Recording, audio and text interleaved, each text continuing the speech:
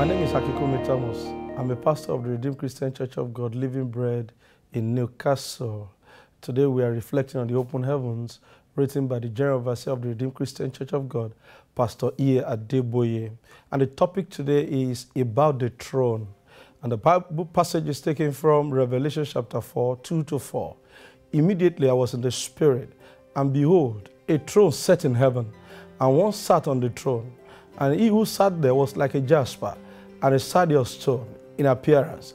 And there was a rainbow around the throne in appearance like an emerald. Around the throne were 24 thrones, and on the thrones I saw 24 elders sitting, clothed in white robes, and they had crowns of gold on their heads. And the memory verse is taken from Revelation chapter 4, verse 2.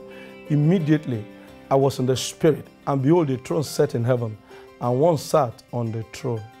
From the passage that we read today, John the Beloved saw the throne of God. That is always a privilege for those who love the Lord. It was the same throne that Isaiah saw in Isaiah chapter 6, and that changed everything for him.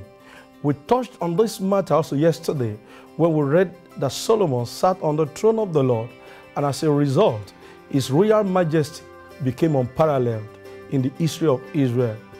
John did not just see the throne, but he had a glimpse of all the paraphernalia of the throne.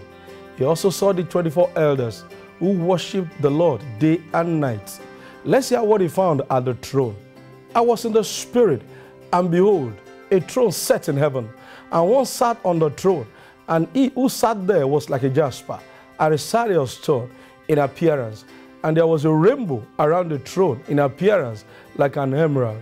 Around the throne were 24 thrones, and on the thrones I saw 24 elders sitting, clothed in white robes, and they had crowns of gold on their heads. It is a great privilege to have access to such an awesome image. It might be difficult to fully contemplate all that will be surrounding the throne of God. All we need to pray for is that we shall not be found wanting in the last days, so that we can be part of those who will stand before that throne, not to be judged, but to be rewarded for all we have done creditably in God's vineyard. You need to examine yourself and check whether there is anything you are doing now that may preclude you from getting to that throne.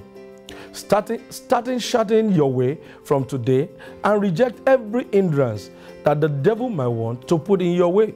Our prayer point for today is this: anything in my life that can truncate my heavenly trip, Father, root it out today and put me on the right track to heaven. And my prayer for every one of us that has been listening to me is that you will make it to heaven. You will not miss heaven, because that is the ultimate of every believer. God bless you as you listen, and as you do what God has commanded you to do, you will make it to heaven. God bless you. Thank you. Bye. See you again.